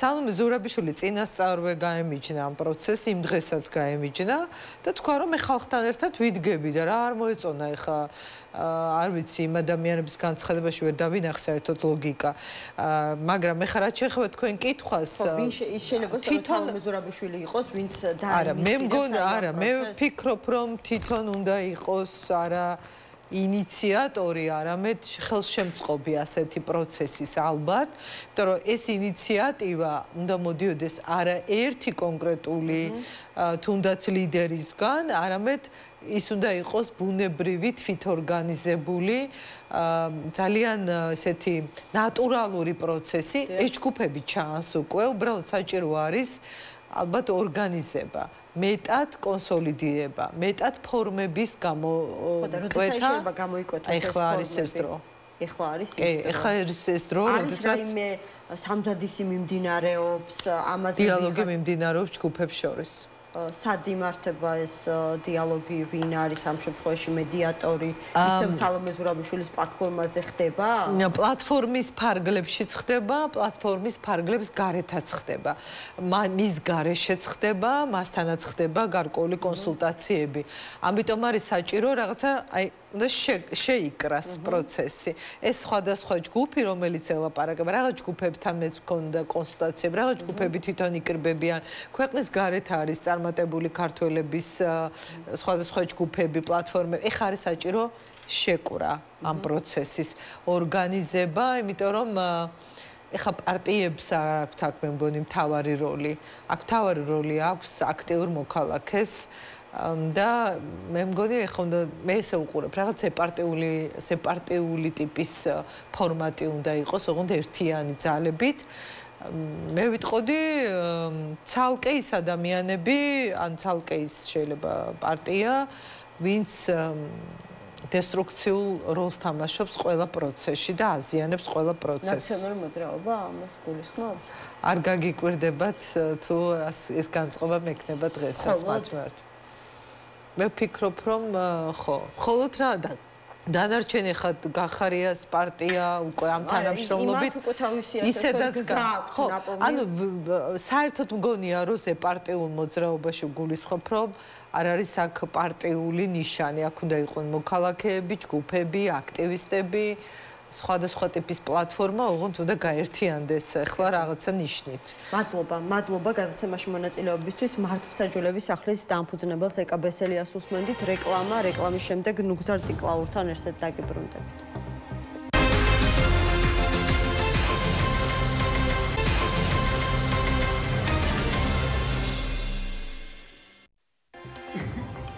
მაშასე გადაცემა 360 გრადუსი დაბრუნდა ეთერში. ღევანდელი დღის და არა მხოლოდ ღევანდელი დღის ბოლო პერიოდის ერთ-ერთი სკანდალური თემა უდაოდ არის ირაკლი ღარიბაშვილთან დაკავშირებით დაინტერესება სახელმწიფო საფრთხეების სამსახურის ანტიკორუფციული დეპარტამენტის, არა მხოლოდ მასთან, საუბარი ასევე სუსის ყოფილ ხელმძღვანელზე. ანუ სუსის ანტიკორუფციული სამსახური თავისივე ყოფილ ხელმძღვანელების საქმიანობას სწავლობს. დღეს მოვისმინეთ და ვნახეთ კიდეც, რომ მოდულის შენობაში თავად იმყოფებოდა ორჯერ ყოფილი პრემიერი და როგორც სუსის განცხადებაში არის ნათქვამი, მან აღიარა კიდეც წლების განმავლობაში უკანონოდ მიღებული შემოსავლის ფაქტი. ახლა საუბარია იმაზე, თუ რა ბრალი წარედგინება ყოფილ პრემიერს და შემდეგ უკვე რომელი საპატიმრო ღონისძიება იქნება მის წინააღმდეგ გამოყენებული. მისმა ადვოკატმა ისაუბრა დღეს, რომ ირაკლი ღარიბაშვილი მოწმის სახით იყო დაბარებული, მოწმის სტატუსით იყო დაბარებული, გამოკითხული პროსტორეთ და გამოძიება უნდა ჩამოყალიბდეს ბრალის როგორ ფორმულირებას შემოგთავაზებენ. ნუგზარ ციკლაური კოალიცია ცვლილებების ერთ-ერთი ლიდერია ჩვენთან ერთად. მოგესალმებით, მადლობა გადაცემაში მონაწილეობისთვის. ბევრი ვერსია მოვისმინეთ დღეს ღარიბაშვილთან დაკავშირებით, ანუ რა შეიძლება მოხდეს, რატომ ხდება, რაც ხდება ეს ყველაფერი, რომ მათთან პოლიტიკურად დაპირისპირებული პირებიდან თითქმის არავის არ სჯერა, რომ ეს არის რაღაცა კორუფციასთან მასშტაბური ბრძოლა, თუმცა ეს რომ არის მათთვის ძალიან დამაზიანებელი, ეს ცალსახად ფაქტია. ანუ როგორ ფიქრობთ, აი სადამდე შეიძლება მოკლედ მიგვიყვანოს მთელმა ამ საგამოძიებო პროცესმა? რით შეიძლება დასრულდეს ღარიბაშვილთან დაკავშირებული სკანდალი?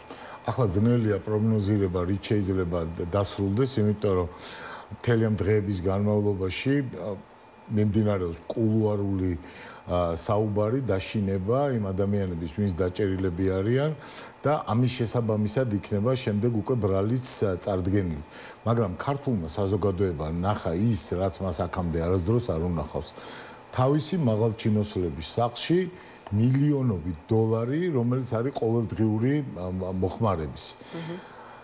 აი ეს ნახა და ამიტომ ეს სურათი არის ყველაზე უფრო მეტყვი და მე ვფიქრობ, აი ამ სურათის ხილვის შემდეგ საერთოდ აღარ არსებობს პოლიტიკური პარტია ქართული ოცნება. არსებობს ქურდების და თაღლითების კორუფციონერების პარტია, რომლის პრაქტიკულად ყველა პრემიერ-მინისტრი ჩართული იყო კორუფციაში. თუ გახსოვთ ივანიშვილმა მოსulis დროს თქვა, რომ ჩემთვის უმნიშვნელოვანესია, რომ არ იყოს კორუფცია და ყურადღებას ამას მივაქცევ. ახლა ჩამოთვალოთ ქართული ოცნების პრემიერ-მინისტრები. ირაკლი ღარიბაშვილი ორჯერ არის ქურდი და ქართული ოცნების შეფასებითვე და მილიონობით დოლარი მოიპარა და მიიღო უკანონო შემოსავლები. უკანონო შემოსავლები სხვა არის, რომ მისი ნათესავი წერს და კორუფცია სხვა არის. კარგი ხო არაფერი არ არის, უკანონო შემოსავალი არის, უკანონო შემოსავალი პრემიერ-მინისტრს ასე ვთქვათ, ბიუჯეტიდან ფულის მოპარვას ვარ. აბა საიდან შეიძლება აგროვდეს პრემიერ-მინისტრი, რომელსაც 10,000 ლარი აქვს ხელფასი, მილიონობით დოლარს მხოლოდ საკუთარ სახლში. ეგრეთ წოდებული ბიზნესების დაკრიშვიდან მაგალითად, ან რაღაცა არალეგალურ საქმიანობაზე თვალის დახუჭვიდან. ეს არის კორუფცია ზუსტად, რომ დახუჭავ არალეგალურ საქმიანობაზე თვალს და ამაში აიღებ ფულს. მეორე პრემიერ-მინისტრი ყავდათ კვირიკაშვილი. იმას არ ვიცი დააბრალეს თუ რა უქრეს 700 მილიონი გაფლანგულიო და ამის გამო ბავშვები შიმშილობენ საქართველოსში. საქართველოს თავდაცვის მინისტრი ჯუანშერ ბურჭულაძე მხილებული ასევე რომ ისიც არის ქურდი. საქართველოს გენერალური პროკურორი მაშინვე ბოტასის ქურდობაში მხილებული კაცი ისე დანიშნეს გენერალურ პროკურორად რომ არ უგდეს ყური არავის საერთოდ ქვეყანაში და დღეს მასთან დაკავშირებული პირის სახში 3 მილიონ დოლარი არის ნაპოვნი. აღარ ვლაპარაკობ მიქაუტაძეზე, იქ სხვადასხვა დაბალი ჩინის მინისტრებზე, მინისტრის მოადგილეებზე.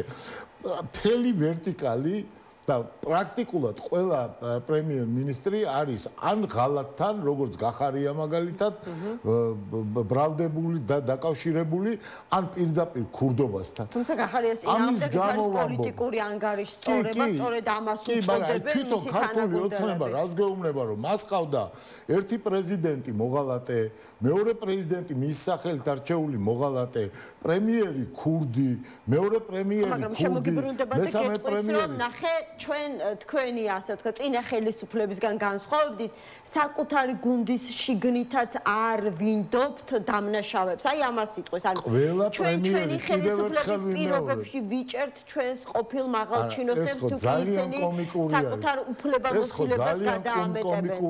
აი თქვენი ხელისუფლების ქურდბაცაცების პარტიის ჩვენმა ხელისუფლებამ დაიჭირა. ეს არის ქურდბაცაცების პარტია, სადაც პრემიერებს სახლში აქვთ და თავდაცვის მინისტრს მილიონობით დოლარი. და რას ნიშნავს სახლში რო ინახავ მილიონობით დოლარს? ეს ნიშნავს იმას, რომ 10 და 20 იმდენი გაქვს სხვა სახლში, სხვა ბიზნესში, ნაკიდი გაქვს უძრავი ქონებები, საზღვარგარეთ ბინები, მანქანები, ვილები, ფუფუნება. აი ამას ნიშნავს ეს. კანონი, რომლის მიხედვითაც თუ დადასტურდა დაუშვათ ფინანსური დანაშაული, მოხდება აი ამ უკანონოდ მიღებული ქონების ასე ვთქვათ მიქცევა სახელმწიფოს. ეს კანონი ყოველთვის იყო მიღებული, არ არსებობს სახელმწიფო, სადაც უკანონოდ მოპარული ქონების უკან დაბრუნებაზე არ არის ლაპარაკი. ეს კანონი ყოველთვის იყო. აქ სხვა რამეზეა ლაპარაკი, რომ ლაიტმოტივი ქართული ოცნების მმართველობის და კიდევ ერთხელ ვამბობ, ეს არის აისბერგის მხოლოდ და მხოლოდ წვერი. თავარი მოტივი ამათი ხელისუფლებაში ყოფნის არის ქურდობა.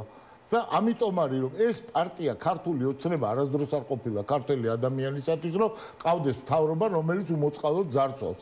როდესაც ბავშვები იღუპებიან, მოხუცებს არ აქვს სხვადასხვა სერვისი, როდესაც სამარცხვინოდ პენსიას 20 ლარს უმატებდნენ და უცებ ჩვენ ვნახეთ აი ეს ვითარება რაც არის მათ სახლებში. ამიტომ მე მგონია რომ არავითარი მორალური საყრდენი აღარ დარჩა დღეს ქართულ ოცნებას იმისათვის რომ წარმოადგენდეს ქართულ ხალხს და ამით არის გამოწვეული ის მართლა აღვირახსნილი სიშლეგე როგორც უსწორდებიან ისინი ჟურნალისტებს, უსწორდებიან პოეტებს, მწერლებს, რავი მუშებს, ყველა ადამიანს ვინც ფაქტობრივად არც იმას გამორიცხავენ აი პოლიტიკოსებიც, ექსპერტებიც რომ მას შემდეგ რაც გაგრძელდება ასე ვთქვათ გამოძიება და ვხედავთ უკვე რომ ღარიბაშვილი თანამშრომლობს გამოძიებასთან შესაძლებელია ძალიან ბევრ აქამდე დაფარულ ამბავს აეხადოს ფარდა შესაძლებელია ისევ გამოჩნდეს 4 ოქტომბერთან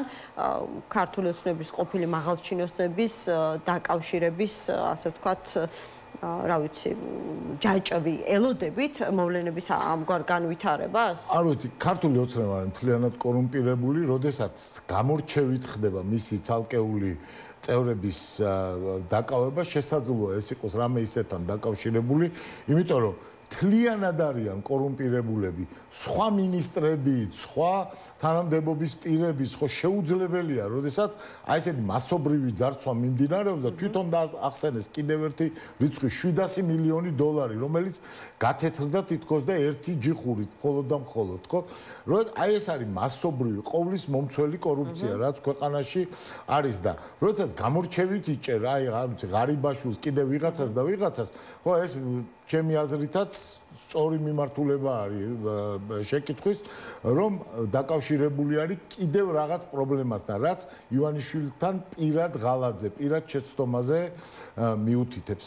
საბოლოო ჯამში ახლა რასაც ცდილობს ქართული ოცნება არის ერთადერთი. აი ეს შიშის პარადიგმა, რომ აი იმა ყველას უნდა ეშინოდეს, ყველა უნდა კანკალებდეს, ვიღაცა ქუჩაში ვერ უნდა გამოდიოდეს, ვიღაცა საკუთარ აზრს ვერ უნდა ამბობდეს, ჟურნალისტს თავის აზრის გამოთქმის შესაძლებლობა არ უნდა. აი ეს შიშის პარადიგმა ასევე ვრცელდება მისი გარემოცვის ყველა წელზე. 4 ოქტომბერი ვახსენეთ და სააკაშვილმა დაწერა დღეს, რომ ფარცხალაძე რომანოვის სახელობის პროკურატორი ითხოვს ჩემს დაკითხვას 4 ოქტომბრის საქმეზე. რომ 4 ოქტომბრის სახალხო კრების ორგანიზებაში და წარმართვაში რომ ყოფილიყავი ჩართული სულ სხვა შედეგებზე შევძლებდით გასვლას. ელოდებით რომ შესაძლებელია ამ ფონზე უკვე გასაკვირი ფაქტობრივად აღარაფერი აღარ არის, რა ვიცი, სააკაშვილიც გამოკითხონ, მით უმეტეს აგერ ჩერგოლეიშვილი პირდაპირ ადებს ხელს რომ ბაჩუ ახალაია და მიხეილ სააკაშვილი იყვნენ ჩართული აი ამ პროცესის ორგანიზებაში. ვინც ამ თემაზე ილაპარაკეს, უნდა იზრუნოს იმაზე, რომ კონდეს არგუმენტაცია, როდესაც ადამიანებზე საუბრობს და როდესაც მით უმეტეს რაღაცა ბრალსდებს მათ სხვადასხვა ქმედებებში. ამ არგუმენტაციას უნდა დავედოთ ყოველთვის. ქართულ ოცნებას მოგვიხსენებათ არანაირი არგუმენტაცია არ ჭირდება და ამიტომ სავსებით შესაძლებელია ნებისმიერი ადამიანი გამოკითხონ. აქ სხვა რამ არის მთავარი პრობლემა, რაღაც ჩამოაქცია ქართული ოცნება აი ამ დღეების განმავლობაში.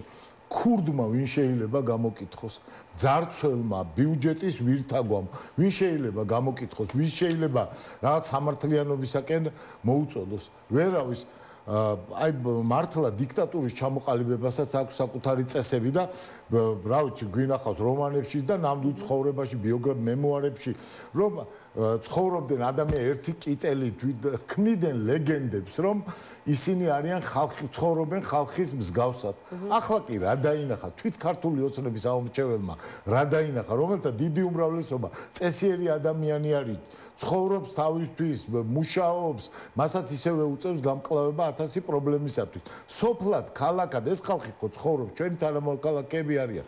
რა დაინახეს, ან თავის თავს რას ეუბნებიან ახლა, რომ მათი მინისტრი, ვისთვისაც აი ასე იბრძოდნენ 12 და 13 წელი. მათი პრემიერ-მინისტრი რომ ტაშს უკრავდნენ და არ ვიცი, დიდ ამბებს ასხამდნენ.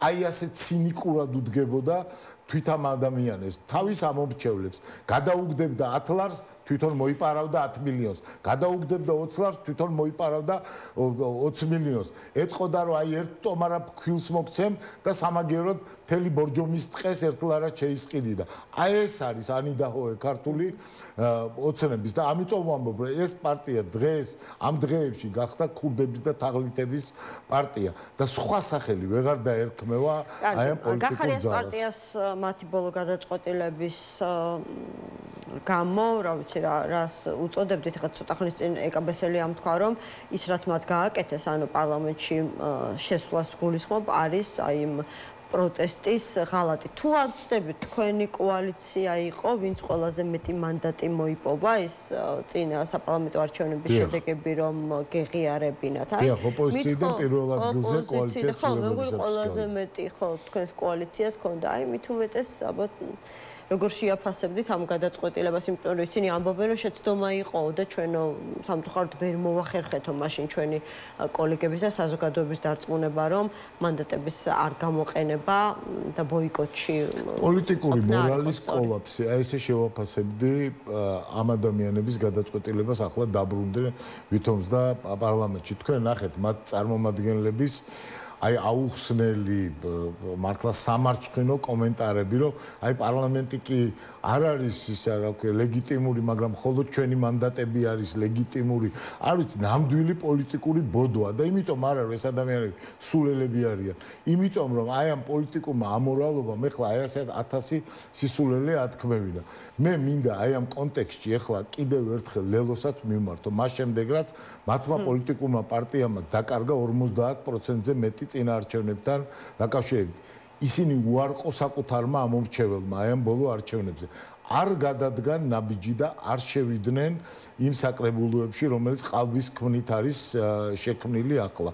არ შევიდნენ და დაიტოვონ ქართულ ხალხთან მისასვლელი გზა და ასევე იმ ადამიანებთან მისასვლელი გზა, არასამთავრობო ორგანიზაციებთან, სხვა პოლიტიკურ პარტიებთან, რომელიც ასე იბრძვის ახლა საქართველოს ევროპული გზისთვის და თავისუფლებისათვის. მე ვერ ვხედავ მიზეზს, რატომ შეიძლება ლელომ ახლა შეცვალოს საკუთარი პოზიცია, მაშინ როდესაც არ გაითვალისწინა მოწოდებები, არ მიიღო არჩევნებში, ადგილობრივ არჩევნებში მონაწილეობა, არაერთი ასეთი ტიპის მოწოდება, აი ახლა მით უმეტეს. ხო, არ ვიცი. მათი გადაწყვეტილება ცნობილია, რომ აპირებენ შეიძლება ისინი დააფიქროს სწორედ იმან, რომ ნახევარმა საკუთარივე ამომრჩევლის მათ უარი უთხრა ამ არჩევნებზე. აი წინა არჩევნებზე რა ხმებიც მიიღო, იმის ნახევარი მიიღო დღეს ლელო. ამბობენ რომ შეცვლიდნენ საკუთარ პოზიციას, თქვენ რომ დაგერწმუნებინათ საპირისპიროს, ასე ვთქვათ, საპირისპირო გზის, თქვენს მიერ არჩეული გზის უპირატესობაში, ქმედით უნარიანობაში. ეხლა მაინც აი შეგიძლიათ საკუთარ ამომრჩეველს უყურო, ჩვენ მოგვიყურებთ. საკუთარ ამომრჩეველს უყურო. აი ვინც მათ აძლევს ხმას 180,000-მა მისცა იმუშავეთ რომ მათი 180,000-მა კაცმა არ მისულიყო ანუ და დარჩენილიყო ბოიკოტის რეჟიმში 180,000-მა კაცმა მისცა მათ ხმა წინა არჩევნებს ახლა მისცა 88,000-მა თუ არ ვწდები ამაზე იფიქრონ და არა იმაზე ჩვენ რა პოზიცია ყველა პოლიტიკურ პარტიას თავისი პოზიცია ექნება ცხადია ახლა ლელოზე ვერავინ ვერ გადაერთვება მაგრამ ახლა შესაძლოა არის ჭეშმარიტების მომენტი აი ახლა შესვლა საკრებულოებში ნიშნავს აი რომ აკიდებას აი ჩუმად ყოფნის მორალური ტვირთის და სიყალბის მორალური ტვირთის ამას გეკითხებთ აი ნიკა გვარამიას ხოლმე წერილები არის ამ პათოსით რომ ჩვენ რაღაცა განსხვავებებისთვის თუ განსხვავებების მიუხედავად ერთმანეთთან მისასვლელი გზები უნდა ვიპოვოთ აი მას შემდეგ რაც უკვე ყველაფერი რა ვიცი გატყდა გაფუჭდა სადღაც დილემა გაიყო ხო და აი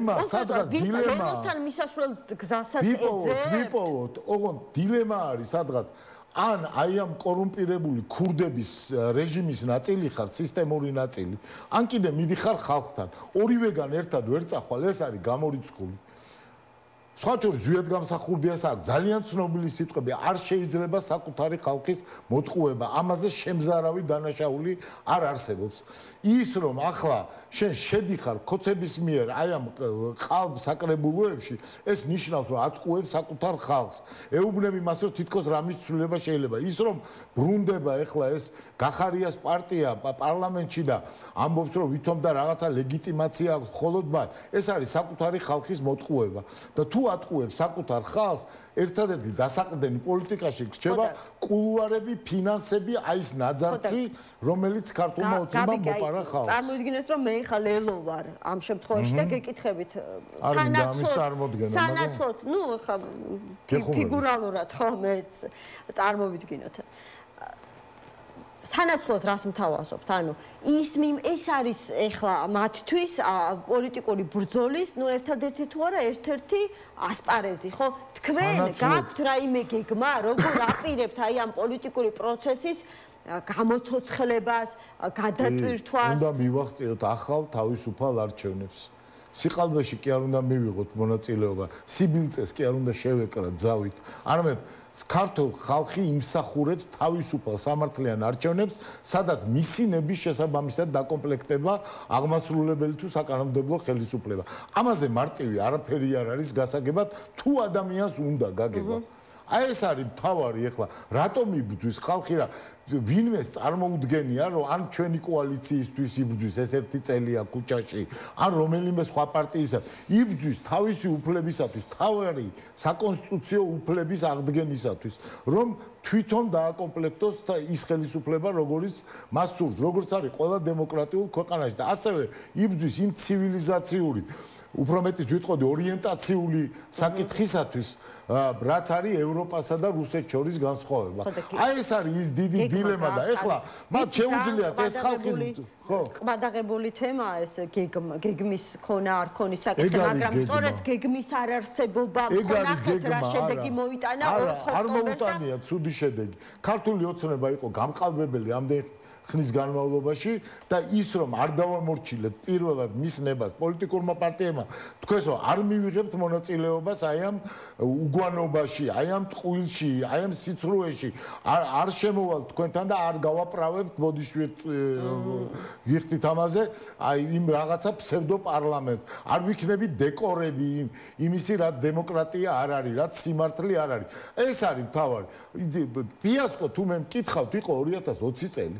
როდესაც თავიდან პარტიებმა ხალხის მხარდამხარ დაიწყეს გაპროტესტება, არ შევიდნენ იმ პარლამენტში და შემდეგ მიზეზთა გამო ეხლა შორს წაგვიყვანს ეგ მიზეზები, მათ შორის პერსონალური სისუსტეების გამო ქართულ ოცნებასთან ვიყავი და უზარმაზარი დარტყმა მივიღეთ. გაცილებითი ოლი იქნებოდა მაშინ ბრძოლა. მოდი რა პირდაპირ გითხავთ ანუ და დავასრულოთ ამით. აი ფიქრობთ რომ ღირს კიდევ ერთხელ, არ ვიცი, სალომე ზურაბიშვილის გარშემო მასთან ერთად გარკვეული ტიპის შინაარსობრივი, არა ფორმაციული, როგორც ამბობ, ამის ყველას ეშინია ხოლმე, რაღაცა ერთ პარტიად ვიღაცამ არ მოიაზროს, ფორმაციული, არაფორმაციული, უბრალოდ შინაარსობრივი ერთობის ჩამოყალიბება. ღირს ამ კიდევ ერთხელ მოსინჯოთ ძალები ერთობისთვის, ახალი ერთობისთვის, მოდი ასე ვთქვა. ხოლო ზურაბიშვილთან კი არა.